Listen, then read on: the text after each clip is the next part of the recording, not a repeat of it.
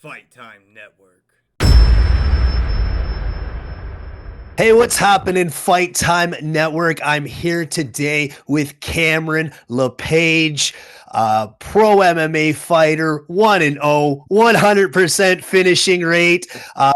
Henzo Gracie, Jiu Jitsu black belt, instructor in Bradford, Ontario. How are you doing today, Cameron? I'm doing fabulous, man. It's been good to have you here and Thanks so excited much. to Yeah, I enjoyed training you thoroughly. All those 6 a.m. Muay Thai sessions, they definitely were fun throughout October and November.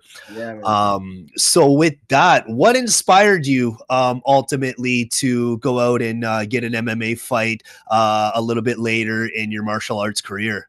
Yeah, so it was kind of one of those things that I always wanted to do. The reason why I started training jiu-jitsu in the first place was because I wanted to fight MMA. And then, I kind of got sidetracked working other jobs and stuff like that. So I didn't have the chance to train properly to be able to take a fight. So it kind of just fell to the wayside. And then I just kind of trained jiu-jitsu in like a hobbyist kind of capacity, I should say. When along the way I was able to get a full-time teaching job, teaching jiu-jitsu. So, now that I was able to support my family and I was able to train full time, I was really starting to get into a place where I felt like I was starting to check off some boxes, like as far as competition, making sure I competed at each belt. I made the national team that year, and I was really just trying to see like what else I could do with my jujitsu. And the opportunity came up, and it was like, well, it's something that I always wanted to do, and I feel like it was the last frontier of jujitsu. I've competed gi, no gi, tournaments, super fight, points, and some sub only. So, with the exception of no time limit, which only Gordon Ryan does. Um, Really, there was only one last hurdle, and that was MMA. So it really is a way to kind of test my jujitsu. That's really why I wanted to go and do it. So the opportunity came up, and I had to take it because at this point I'm not getting any younger. So I was really just excited to meet that last challenge. Yeah, Caribbean Ultimate Fist Fighting, man. What an awesome name for an organization. When I saw that, I was like, yes, I Yeah. want to watch. It was a good production as well. Walk us through like your training camp, your the Yeah. weigh-ins, and right through the fight up until you got your hand raised.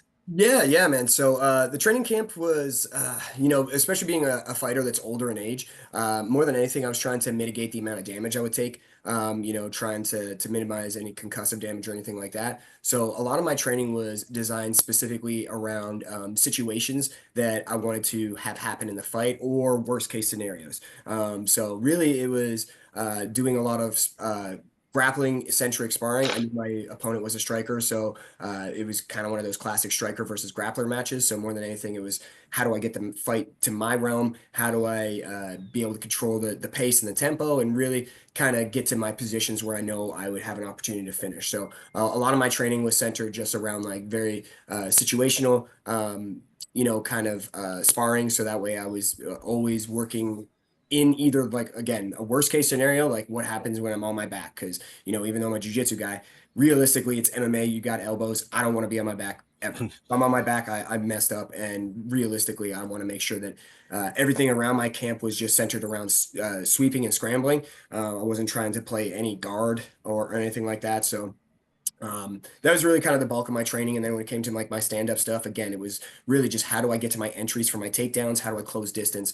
More than anything, I wasn't going to try to give this guy an opportunity to win. I didn't want to get into any long, protracted striking exchanges. I just wanted to close distance, get to my takedowns, and really try to get to the fight where I can win. And from a rear naked choke victory within 2 minutes, it seems that you did just that. Yeah. So that thought process, walking to the cage, getting in there, I understand he caught you once before Yeah. you came in. Yeah. Walk us through that. Yeah, so it was kind of interesting because there was some delays in the production that really kind of threw off like my warm-up time. And having never done MMA before, I didn't do any amateur fights, kind of hopped right into the pro ranks.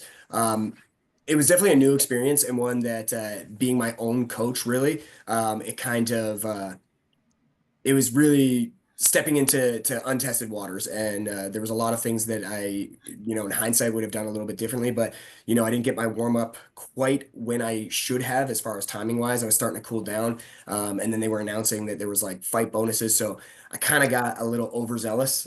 So when the fight started, I opened up with a front kick. And then I dropped my hands because I was going to try to get to the clinch. And honestly, like foolish as it sounds, I was going to try to throw up a flying triangle because I was trying to get that bonus money. But once I dropped my hands, he caught me exactly with the only strike that I knew was of concern from his game. I had watched all of his fights, like all of his kickboxing and all of his MMA matches, and I knew he just had like a good uh, check right hook. And of course, like I knew exactly what to look out for, and I walked right into it like an idiot. So that kind of wobbled me, and that really definitely rattled the cage at that point. So from there, it was just trying to get exactly back to my takedowns, and try to make sure that I could recover and maintain my game. And thankfully, it ended up working out, but it wasn't without a little bit of a little bit of controversy, I guess, in that sense, because it definitely got clipped pretty good. Yeah. In a foreign country, first round RNC ultimately Yeah, should have been worth the bonus within 2 minutes. I was hoping, but not quite. Not quite. So I guess it just wasn't quite entertaining enough. So maybe if I hit that flying triangle, I would have gotten the bonus money. Possibly, possibly. But with that, so jujitsu ultimately is your bread and butter, your Yeah, game, 20 plus years, I understand. yeah, Walk us through your jujitsu journey. Ultimately, what inspired you to get involved in the sport and your yeah, competition accolades, and what brings you to still hitting the mats now yeah. in mid 30s. Yeah, so again, originally, like I fell in love with MMA. I got introduced to it through The Ultimate Fighter, the very first season, so back in 2005. And then I remember watching, like immediately I got obsessed. I was online, like on Sherdog and all the underground forums, just talking shit like a typical keyboard warrior and stuff like that. And I was just obsessed. And then all of a sudden, I saw Pride Critical Countdown 2005, and the opening fight on the card was Shogun versus Nogueira, and that was just such a beautiful display of violence. I was hooked. I was like, this is what I'm doing with the rest of my life. Clearly, this is my calling. So I immediately like signed up for boxing and joined the high school wrestling team, and then ultimately was doing jiu-jitsu simply as a means to supplement my MMA training. However, along the way, again, like I said, I got sidetracked doing some other stuff. But ultimately, my passion kind of shifted towards jujitsu. I really fell in love with it. It was unlike striking, I kind of had a natural aptitude for striking, so that kind of it wasn't quite the challenge. Whereas jujitsu, I didn't. So because it was a little bit more of a challenge and a little bit more cerebral, I think that's the reason why I kind of fell in love with it, because it was something that it's like, how do I get good at this? And it was that puzzle behind it. So throughout the years, it was kind of training at like a hobbyist capacity. And then again, one of my best friends, a guy that we came up as white belts, he owns a gym in Bradford, and he gave me the opportunity to be the head coach there. So gave me that chance to really train full time, which was something that I had always kind of wanted, but never really had the opportunity to do.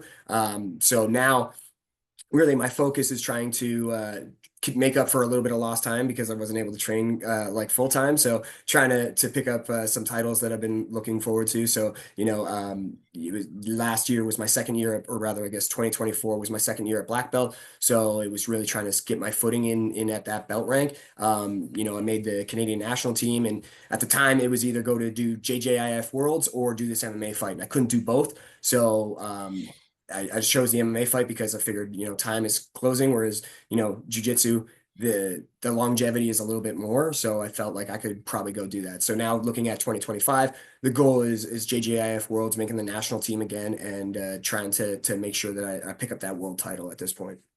Absolutely. I hope I get some time to come in and train with you on that Yeah. one. Yeah, that'd be nice. Um, so I ask every black belt this question, and I get a lot of interesting answers. Yeah. But what's the biggest lesson that you've learned from being an instructor?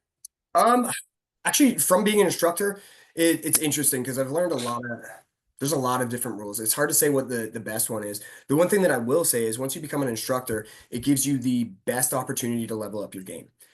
Because you're constantly teaching. So when I have to teach a move, I have to understand and dissect the technique a little bit better. I'll give you an example. Like one of the first times I taught like a basic entry from single leg X into the into a heel hook. I noticed all my students when I looked around the room, they were all failing, and it's because I didn't tell them how the elbow became the pivot point. So it was one of those things that immediately I was like, okay, well now understanding where they're failing lets me understand what is such a pivotal point of some of the techniques. Some of the things I do kind of unconsciously, you don't necessarily recognize when you're not teaching it how pivotal it is. So when you have to teach it, it helps you to dissect the techniques and understand them a lot more. The other thing is, when you have that skill gap between yourself and the students, I don't have to drill train anymore because a lot of the times my students, I can get active drilling where I'm trying out new techniques against a resisting opponent, and it allows me that opportunity to really workshop techniques. So I've never done more growth in my game since being an instructor. So as far as that, those are the things that I like the most about it. But if I'm going to say like the best lesson, it's trying to figure out what your students need and where their goals are, right? Wow. Because I think a lot of us, we have our own interpretation of what jujitsu is. Like, I think a purple belt is X. I think a brown belt is Y. Like, but that's not everybody. Everybody's going to be at a different part of their journey. Everybody has different goals. So it's really trying to let go of like my ego and my idea of like what I think jujitsu is, and more like trying to tailor some of my lessons and some of my teaching and some of my expectations to what my students are at. What I expect from a 19-year-old that has competition aspirations clearly cannot be the same as what I expect from a 45-year-old who comes in twice a week. Hmm. So that was a big eye opener, is just recognizing like this is not for me, this is for my students. So how do I tailor my instruction, my expectations accordingly to each individual? Yeah, yeah. No, that is very interesting.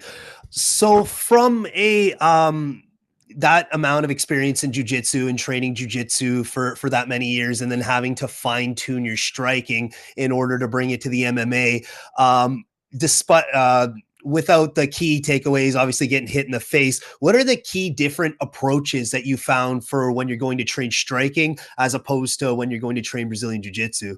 Um, a lot of the things are not too dissimilar when you think about it. I mean, one of the things in jujitsu is like you want to be able to mitigate injury and mitigate risk and also be able to train at a high intensity. So the biggest thing is understanding like where your safety points are. So I think it's kind of the same thing with striking as far as like when you're looking at any sort of like sparring or anything like that, there's that old school meathead approach where they just try to smash each other and then they end up, with CTE later on in life.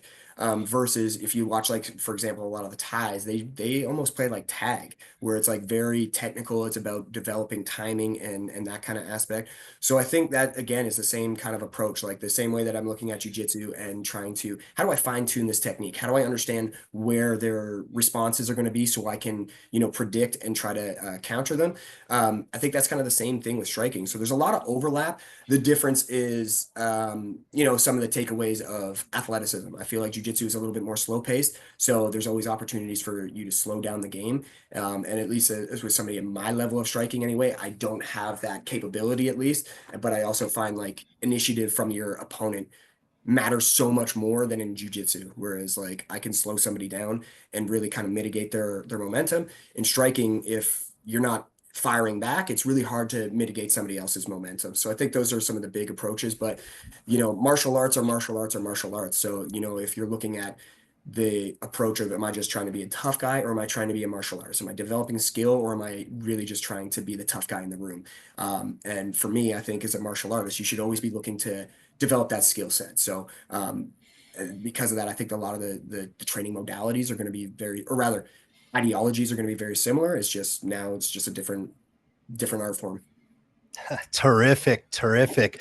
So last question, and it's probably a simple one. You watching Fury Usyk tonight? If I can, I actually tonight my wife and I have tickets to Cirque du Soleil. So Oh, depending on how that goes, I might have to be able to sneak on. I might try to watch it. It's definitely one of the biggest boxing matches they could possibly put on right now. So it's definitely one that I'm interested in. I'm a big fan of both guys. For a while, I thought Fury might be one of those heavyweights that just has one of the most complicated styles to figure out, because how do you teach 6, 9 and almost 300 pounds with that kind of movement? And then Usyk, man, he's just a monster, and he on seems to have fire. figured, yeah, seems to have figured out the problem, man. So it's going to be interesting to see what kind of adjustments they make, or if it's going to just look like a rerun of the first. Absolutely. Well, thanks so much for spending some time with us on Fight Time Network this morning, Cameron. Everybody, check out for Cameron Lepage on the national scene of Brazilian Jiu-Jitsu in 2025. If you're ever in Bradford, Ontario, stop by Paradigm MMA and get some world-class instruction. Thanks so much, Cameron. Check out Balanced Kimonos. What was that? Check out Balanced Kimonos. Balanced Kimonos. Check it out. We'll actually put the link in there for you. Appreciate Right it, on. guys. Thanks Have a so great much, day. Cameron.